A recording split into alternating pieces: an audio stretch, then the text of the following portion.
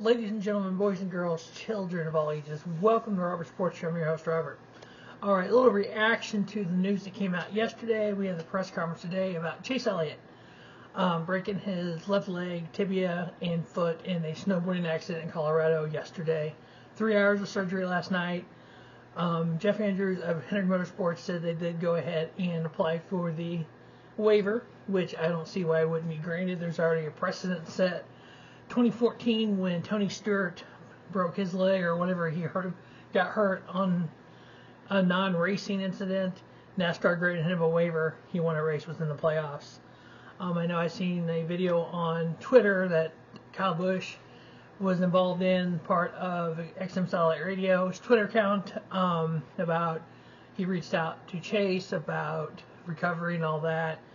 When Kyle did his in 2015, his was racing, we all know. He broke his leg and his foot in the Xfinity race. He missed 3 months of time.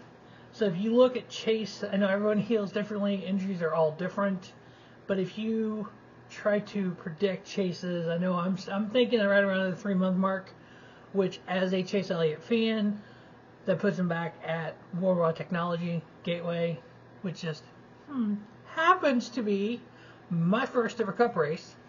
So, yeah, I'm there all weekend. Yeah, I want Chase there, but I'm a little sad that Josh Berry may not be driving for him. But so if we look at the big picture, playoffs, we all know NASCAR should grant the waiver. I'm not personally the fan concerned about NASCAR granting that waiver. He misses 12 races, or whatever it would be, for 3 months. It puts him back, I said Gateway, June 4th-ish. So he comes back, as I say, the week after the 600. I don't think the 600 should be a place he needs to return because it's a long night. Come back to Gateway June 4th. That gives him 12 races to the end of the playoffs, Gateway through Daytona. Last year, during those 12 races, just from Gateway to Daytona, he had, in those 12 races, 3 wins, 7 top 5s, 8 top 10s. 3 wins gets him in playoffs. The top 30 rule doesn't exist anymore, so you ain't got to worry about that, which he would have been in the top 30 anyway. But Kyle, when he had his incident in 2015, he missed 3 months. He missed 15. Was in 15 races that year. 4 wins, 6 top 5s, 9 top 10s. So I think Chase will have the same type of success.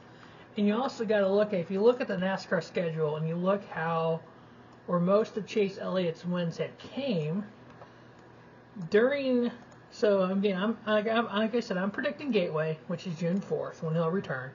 You got Sonoma, you got the Chicago Street Course, you got Atlanta, you got Pocono where he's won at, you got the Indy Road Course, you got Watkins Glen, and you got the finale at Daytona.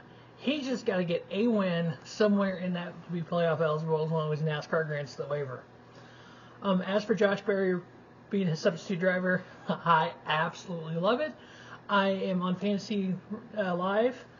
I'm in 5 different leagues. I am TMD. I'm in Fantasy Racing Preview and like 3 other ones. Rob Sports Show. It's Rob Sports Show 1, 2, 3, 4, 5. But yeah, if you see Rob Sports Show in any of those leagues, that's me. Josh Berry has been in my starting lineup as of 2 hours ago. I am starting Josh Berry in Fantasy Live. Now, I may swap him out in the garage pick. Depends on how the race goes tomorrow, but I wanted to get him in there because I am a Josh Berry fan. I did pick him to win the Xfinity race tonight.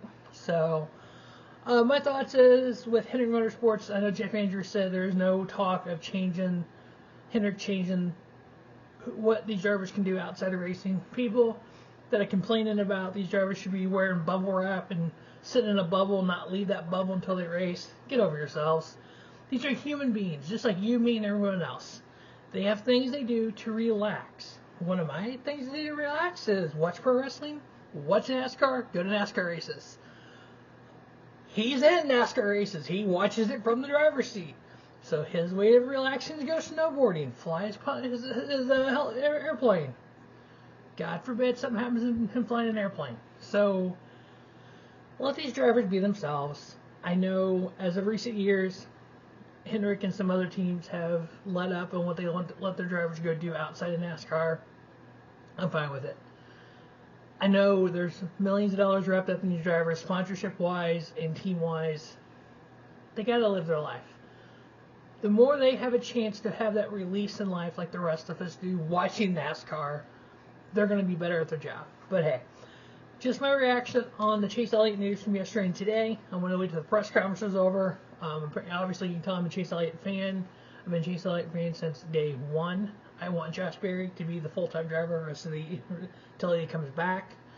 I think that's better to have one driver in there all the time. That'll help the team because the team is still running for owner points. So if Josh Berry can win a race, if Chase Elliott can win a race, that puts that 9 car in the owners' playoffs.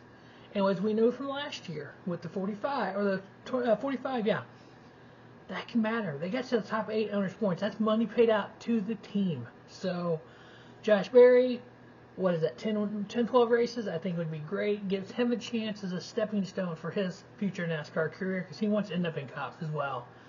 Talented driver. He's not so young anymore. It's like 35, 36, I think. Maybe even 37.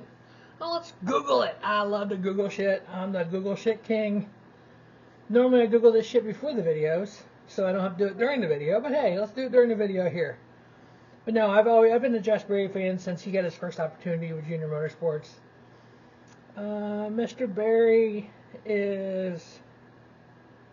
I'm sorry, Josh. He's 32. I thought he was older than that. My bad. But, you know, he's a 2020 NASCAR Advanced Auto Parts Weekly champion. He's 2017 Cars Late Model Tour champion. He's all-time wins leaders in the Cars Late Model Series. He's won all the big late model races. The Bobby Isaac Memorial in 2017. Throwback 276, he won it 3 times. He won the Myrtle Beach 400, the Hampton Heat 200, the Icebreaker 125 he won last year. Thanksgiving All-Star Classic he's won twice. So no, I am so glad he's getting an opportunity. I want him to... He ain't got to win a race in these 10, 12 races, but he's got, I think, top 15s, top 10s. And if he does well, I'm going to use all his starts in my Fantasy Live. That saves me somebody else for later. Saves me Chase starts for later now. Why not if he's going to do well? But that's it. That's my reaction to the whole Chase Elliott news. As always, thanks for watching the Robert Sports Show. Don't just have a great day. Have a spiffy day. Robert Sports Show, your YouTube leader, sports channel content.